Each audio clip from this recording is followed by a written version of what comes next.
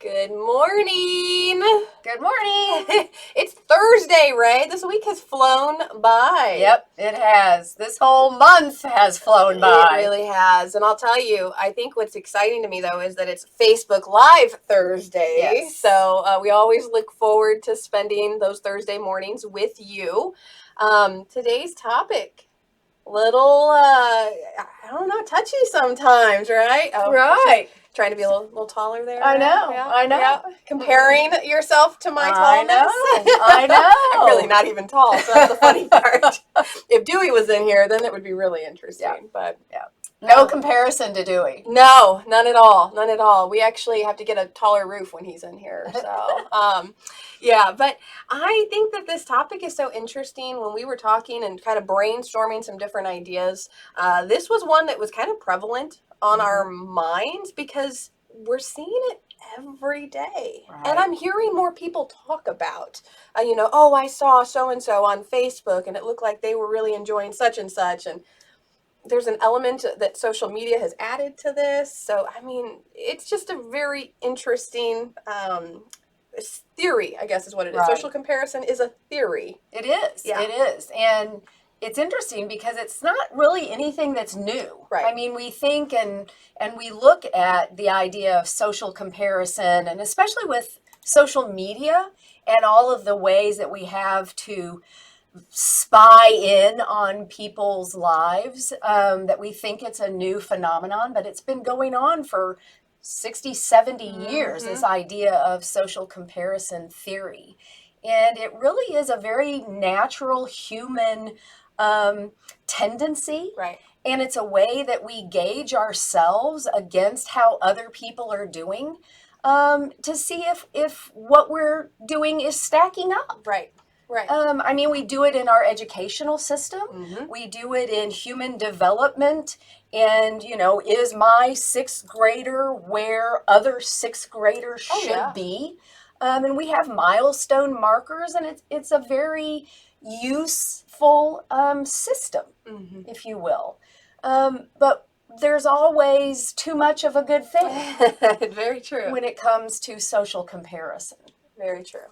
Very true. And I think that's one of the hardest things when I'm seeing now we get some different newsletters and things into my inbox, and now that being a parent and I'm seeing that, it's like, how is your child stacking up to the proper developmental milestones? And I'm like, no, because it's hard to think about already starting that mental fatigue of comparing ourselves to one another. And so I'm curious, can you think of a time when this has happened in your life? Absolutely. Yeah.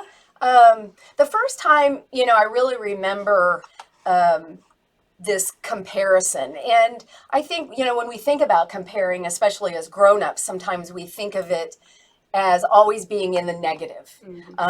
Because all of us kind of possess this little gremlin inside that says we're not good enough. However, I remember I'm a very competitive person. I grew up in a competitive household. You? I know. Those of you that are just getting to know me. But I was a figure skater, and I did that competitively at a very young age. And I remember, watching the Olympics, and one of my idols was Dorothy Hamill. And that'll date me. Some of you can just go Google her and find out who that was. But, I think in some ways, comparison is motivating. And even though I wasn't Dorothy Hamill, I aspired to that. And, I had pictures of her up, but even at the arena and the rink that I trained at and where my coach was, I had people on the ice with me that I compared myself to them. And, I wanted to be like them. I wanted to have a triple sow cow like them. And so I compared myself to them, but it was motivating for me to do that. And so it was just in one particular area that I remember comparing my triple sow cow to them in wanting to get better. So that's how I one of the first ways I remember using that notion of comparison in order to motivate me. Yeah, and that is one of the good benefits, I think, to it. And I think we have a pretty unanimous group here. I've thrown a poll up on your screen asking, in your opinion, does social comparison always have to have a negative effect? And in your case, the example you just gave, Yeah. absolutely not. Right. And I think that it's important for us to maybe balance it and to really recognize some pretty important tips, I think, when it comes to engaging in that social comparison. And so, one of the things that I thought was intriguing through this research that we had done was 10% of our mind is consumed by this social comparison element. That's incredible. That's a lot of mental space that we're giving to this. Right. And I'm curious, again, just what social media has played into that as well. And we'll talk a little bit about the effects of social media too. Yeah. But I want to hear from you all. All right, we want to know, when you think about this element of social comparison, have there been times then that this has benefited you as well? Kind of like Ray's story, right, where it really motivated her. And so let us know. Share with us in the comments.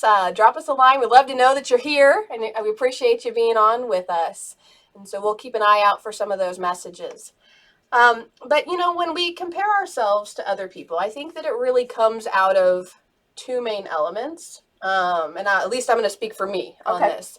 And that is doubt and uncertainty. All right. I think when I'm starting MTI, for example, when I started here, when you start a new profession and you're trying to measure up to what you see everyone else performing at. And let me tell you, you and Dewey set some very high standards as far as like just being rock stars. And so for me, really trying to recognize, do I need to be like them immediately? Well, no, but it did give me that opportunity it motivated me to want to be more like you. But I was very uncertain about my abilities in this new role when I started, which I think is pretty common for maybe a lot of people in some of those scenarios. Absolutely. And, sometimes just the comparison itself is not bad. I think we get into trouble when we really think about who. That's when the danger comes in. Who are we comparing ourselves to? Because a lot of times we really compare ourselves to, the paragon of that particular trait. And that's where the danger lies. Are we comparing ourselves to somebody that's in a similar situation as us? Right. But just might be really good in that area? Or are we looking at somebody who is the best example of that? So you're right.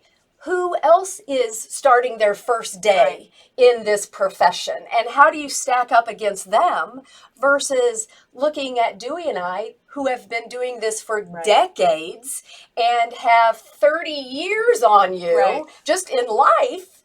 And are you comparing yourself to that? Right. And so a lot of times we compare ourselves to the best possible person that possesses that trait, and not necessarily somebody that's at the same level we are. Right. And I think I was fortunate that you all kind of pointed that out for me as we're sitting there like, look, we don't expect you to be doing things the way that we're doing here 3 years later. I think we've still had those conversations. It's a learning curve, right? You're exponentially ahead of where either of us were in 3 years. I appreciate that. Yeah. Oh, it's, it really has so many different effects, both positive and negative, I think, on our mental psyche. But I love that idea of really recognizing who is the person that you are making that comparison to. And I'm going to venture to say sometimes the most important person to make the comparison to is yourself, you know, and how you did yesterday versus how you're doing today. Right. And that's going to be one of our tips as we kind of share through this is recognize that you're going to be the best person to compare yourself to. Right. So. And just be mindful of that. Because other people's outsides can't be compared to your insides when you think about it. And I know when we use some of those exterior markers, such as the lives that we see of others on social media, keep in mind, and we do it as well, we're curating the best parts of ourselves to put out there. We're our own PR firm. Right. And so we're not picking, the everyday uglies of our lives. I mean, we're filtering, sometimes literally, right, in order to show those best sides of ourselves. So you can't compare that to your insides. Right. One of my favorite thing, I was telling you this quote when we were talking about this topic, but I've been watching Pastor Stephen Furtick, and he says the reason that we struggle with insecurity is because we compare our behind the scenes to people's highlight reels. Yeah. Okay. And I thought that was just really impactful. Because it's absolutely true. When you scroll that feed every single day, whatever it is, Facebook, Instagram, TikTok, all right, we really are comparing ourselves to what people are intentionally putting out there. They want other people to see. Yeah. So use caution there. Yeah. You know, Yeah. be aware of things like that. One of the things I mentioned to you is I recognized very quickly in this area of social comparison that I spent a lot of time on social media, scrolling and looking, right? And it kind of got away from me. So we're talking like 2 hours later, and it dawned on me one day as I spent that time, probably pretty close to when I became a mom, but that 2 hours was time I could have spent actually improving or motivating myself to improve to be maybe something that I was seeing on here versus just continuously draining my mental state with, oh boy, it sure looks like they have a nice car, and oh boy, I sure wish I had a job that could afford that kind of thing, and oh boy, you know, that was just too much. Yeah. And so live life rather than looking at other people's lives. Right. You know, I'm reading some of the comments that they're putting in the chat, and I love the reference. I grew up thinking I had to be like Barbie. Like we're comparing ourselves to a toy. Yeah. Right. And I know I wish I had looked this up because they actually did some statistics that talked about if Barbie was a real person and had those measurements, what she'd have to be like 7'5" if she had the proportion of legs to hips to waist and it was a really just, you know, it didn't make any sense, the proportions that she has in her figure. So yeah, we're not even comparing ourselves to something that's real. And you're right, just the impact that those things have. You know, you mentioned Facebook, and I'm getting ready to set up a home office, and you know, with 2 monitors and a docking station and a printer, and not just, you know, at my kitchen table. And so I was looking for ideas of how to position all of these things. And so I got on to Pinterest, right? And these offices that these women had put up on Pinterest, oh my gosh, right? These were like creme de la creme. And I'm just like absorbing all, I'm like, yes, I can find that desk that's really just kind of this beautiful farmhouse table and all of these things. And like, oh, how am I going to have this? You know, and then I'm looking at all of these, you know, stands for my monitors and how will I achieve this? And I'm on Amazon. And then I realize they don't have any cords in these pictures. Where's their outlets for all of this equipment? I'm like, this isn't real, you know, and they've obviously photoshopped all of that stuff out in order to make these like heavenly, you know, sanctuaries where real work has to happen. You know? So in all of my, you know, Googling over these gorgeous offices, I'm like, this ain't gonna work, people. There were no cords. And of course, we know that's about 50% of what your office is made of is cords. Oh, yes. So, you know, it's not real. Right. You can't compare like what you're really trying to do from those kinds of pictures.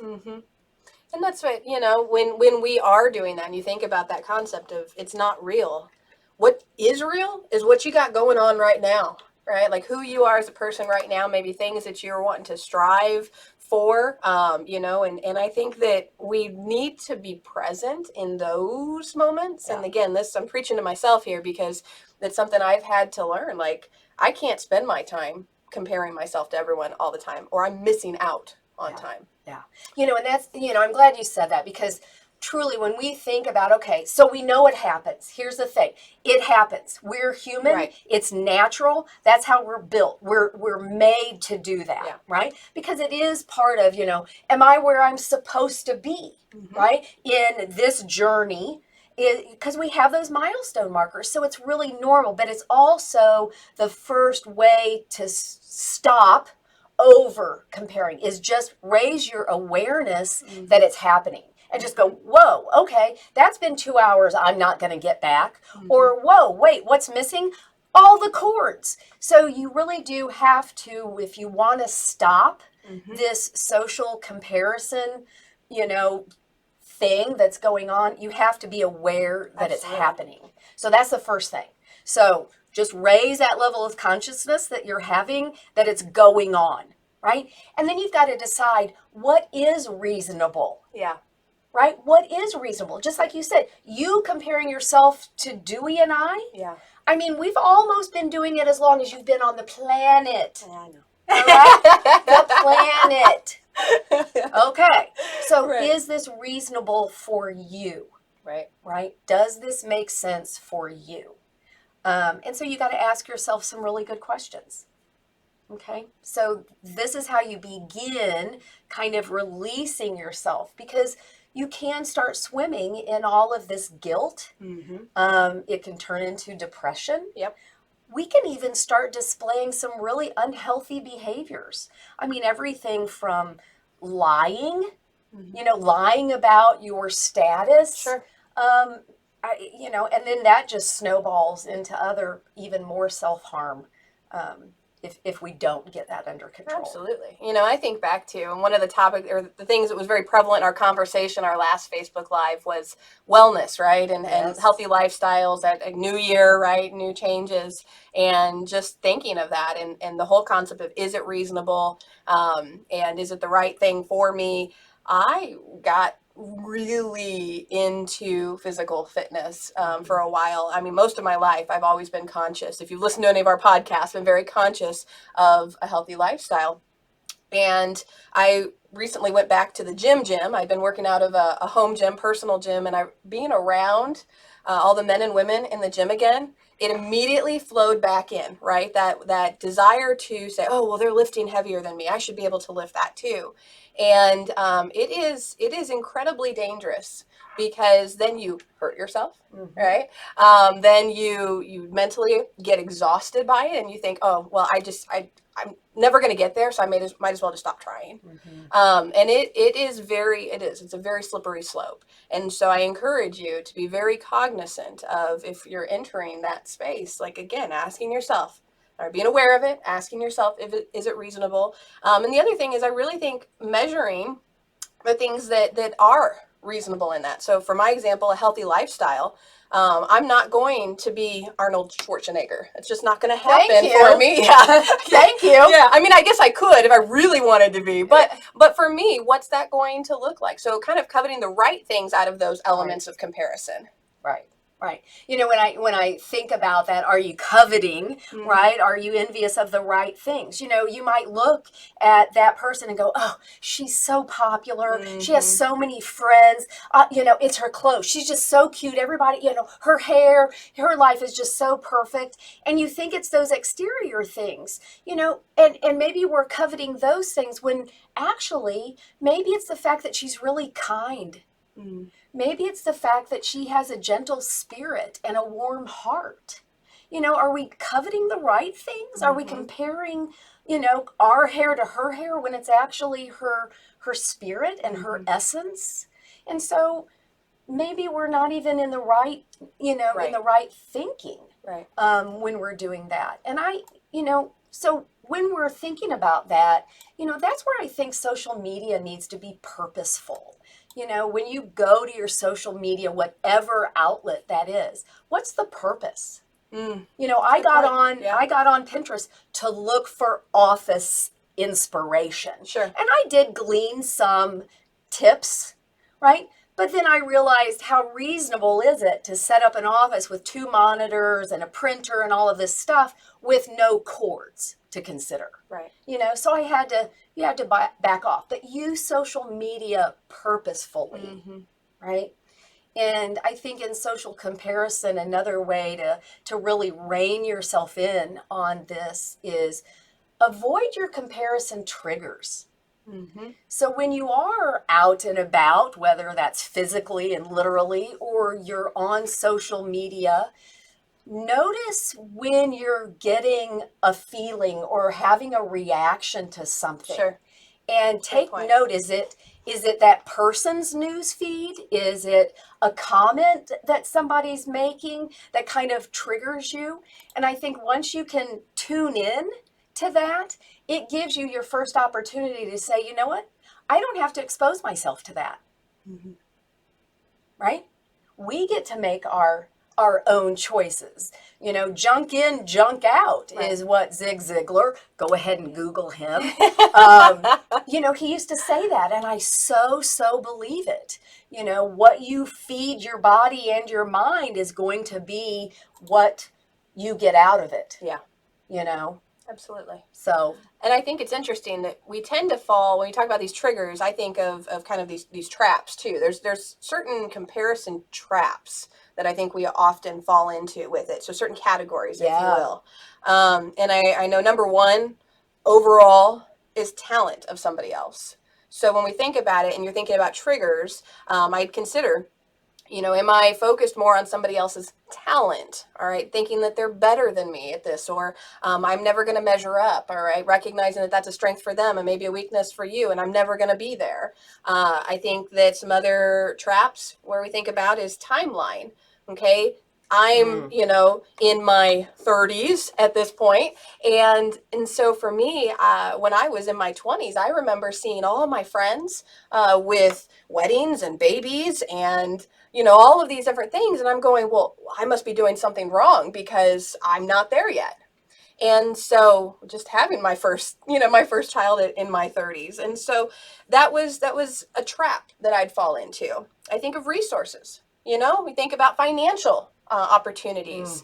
And if I would have just tried harder or worked harder here, or if my family would have provided more here, whatever it is, I would have better resources. Yeah. And so these areas can be big triggers for us. Other ones, somebody's story. Can I make a point about please. that? Because I used to be in banking, and I have literally seen people go into debt in order to keep up with, it used to be the phrase, keep up with the Joneses. Yeah. Literally go into debt and ruin their financial future just trying to buy something that their neighbors have. Sure. Yeah. Yeah, right? How is that right for you? How is that reasonable? And I've seen it happen. Yeah. It happens. I've seen it happen. Yes, it certainly does. Yeah. It certainly does. I find myself often thinking about, I love stories. And I love people first, but I love people who tell stories. And so I find myself just riveted by different conversations that I hear, TED Talks, whatever. And I'm like, oh, their story's so great. Why isn't mine like that? All right, I'm just boring, and that to me sometimes can be a trigger, right? Is just watching someone else who I think tells stories or has a better story than I do, or somebody's influence in something. And so recognizing, I can't influence there. I'm not a social media influencer. I don't have 1 million followers, and why not? Or I must just not be cool enough. Those are traps. Those are triggers, right? That kind of start us in that downward spiral. Yeah. So be aware of those things. Absolutely. Be aware of those things. This was quoted, and it's been it hasn't been misquoted, but it's been, what do you call it when somebody else says it or credits it to somebody else? But this has been around obviously for a very long time because Theodore Roosevelt said it. But comparison is the thief of joy. I love that. And it truly is. Mm-hmm. It truly is. And even though I did grow up in a very competitive household, I think many of you know my mom was a professional golfer. And so we lived that mindset. And it's interesting, seeing somebody at such a high level of performance. And those of you that actually knew my mom knew that it wasn't just golf she was good at. She was good at everything. I mean, she really was. No matter what she picked up, it just seemed like everything was so easy. And so that's kind of where my gremlin comes from, is that when I pick that thing up that she has picked up and I struggle with it, it really is like, I can't do it as good as her. I must not be as good as her. Mm-hmm. And it wasn't that she ever made me feel that, because she would say, well, first of all, she never let me win at anything, even when I was little.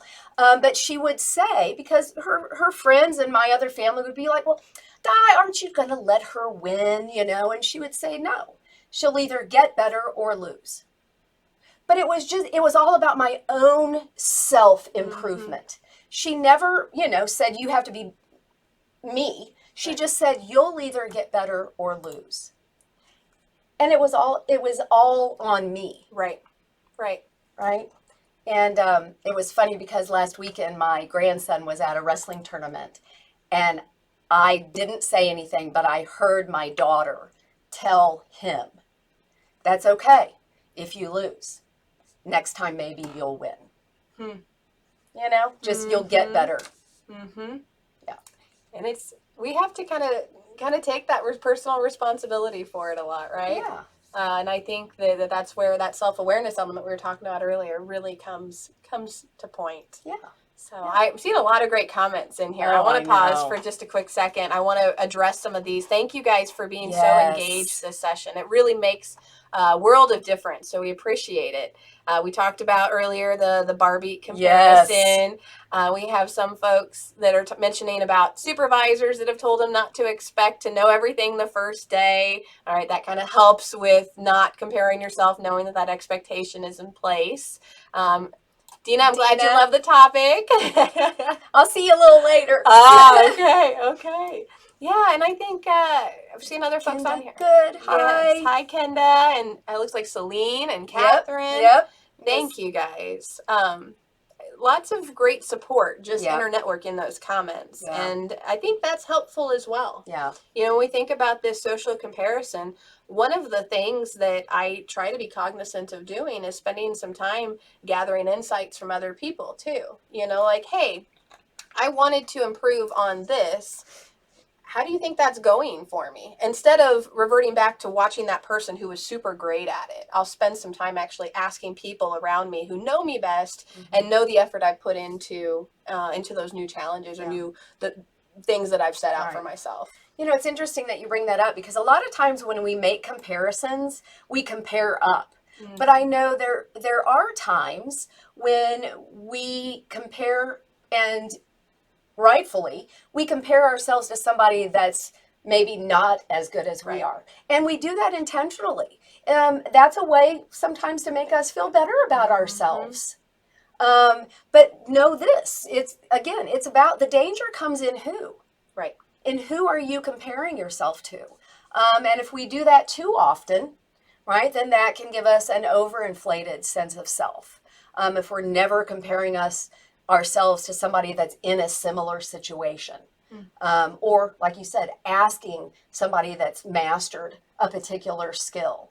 We didn't learn to read from a kindergartner, right? We learned to read from proficient readers and ask for that kind of feedback. So, once in a while, it's great to get that boost, like, I am doing this better than someone else. Sure. But we can't constantly reach down and, pick on somebody that has no opportunity to have excelled in that particular trait or skill. Yeah, the best way I would say, not up, not down, inside. All right, that's what we should be Yeah. comparing ourselves to day to day. How was I yesterday to how I am today? Yeah. And that's hard. Again, it's going against the grain a little bit, Yeah. but I think it's an important element for moving forward. Yeah. But we have a question on here. I want to address that. Kenda is asking, how much of the competitive comparison do you think is motivated by an expectation, real or imagined, that we place on ourselves? I think you kind of mentioned that a little bit.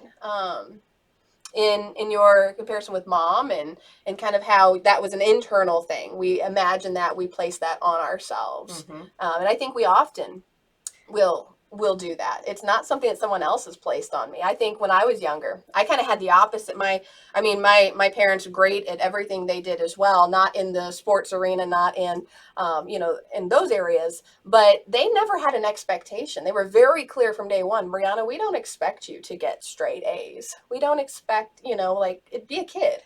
They wanted me to be a kid.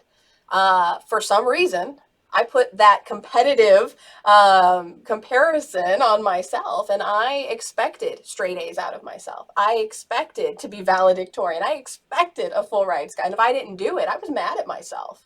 So that was an internal process. Certainly not something that anyone else around me could have affected, but me. Right. So. Yep. And she knows I'd answer that question with a question. That's why the smiley face. Oh, yeah. At this point, you own you. That's right. Yeah. You own you, and you get to choose those thoughts. Yep. Absolutely. You go, girl. So I guess just as we start wrapping up, Ray, I want to encourage you all, if you got questions out there, send them in to us. We want to address them before we close out this morning. But final tips on this idea of social comparison. Some things we talked about, really comparing yourself to who you were yesterday. Are there a couple other areas? I would just say that awareness, mm-hmm. and and some grace. Mm. We all do it. You're not alone. You're definitely not alone. Mm-hmm. But give yourself some grace. It does require some self-discipline. Mm-hmm. If you're really out there on social media, and if you're set some timers. Discipline yourself to wean back. Be more purposeful, mm-hmm. And intentional mm-hmm. with those decisions. Maybe even keeping a journal of those times and those triggers, so that you can begin to, analyze a little bit about those comparisons. And you know what? You are good enough. Yeah. You are good enough. And the fact that you woke up and logged in today tells me that you care enough. Yeah. Right? Absolutely. Absolutely. And I think, for me, one of the things that I've really harnessed in this journey of not comparing myself so much to others is really just being grateful for what I have, where I'm at, for the person that I am today. And like I said, what I have around me. And I think that if we really incorporate that attitude of gratitude day in and day out and be intentional about it. I love the journaling idea. That's something I do in that realm. But know what you want out of life, and get it, and then be grateful when you're there. Yeah. So yeah, I think that would be my final tips there. But I'm not seeing any other questions come in. We tend to get some after we close. We do. And so we do answer a lot of those. We do. In my belief system, I really am a princess, because I'm the daughter of a king. So I remind myself that every night. I love that, Ray. Thank you for ending on that. That makes my day. All right. Well, I think I see some other examples that are coming in through chat. Thanks, Dina. Good. We're going to go ahead and close out this session, and we want to encourage you still. We're still accepting responses, ideas for future Facebook Live topics. We have some planned out. Actually, next month we will have a really cool discussion with Dwayne James. Works here in Extension in the Office of Diversity, Inclusion, and Equity. Yes. And so we're going to have a great discussion with him. So join us in 2 weeks for that. And then if you have something that's on your mind that you'd love to see us cover, I'm going to go ahead in the comment section after we all get done here, drop the link in to send those comments and ideas to us. And we just thank you for joining us. Absolutely. Go be great. Oh, Ray, I wasn't ready. Try it again. Wait, one more Oh, time. oh. Wait, here we go. Ready? Yes. Do it. Go be great.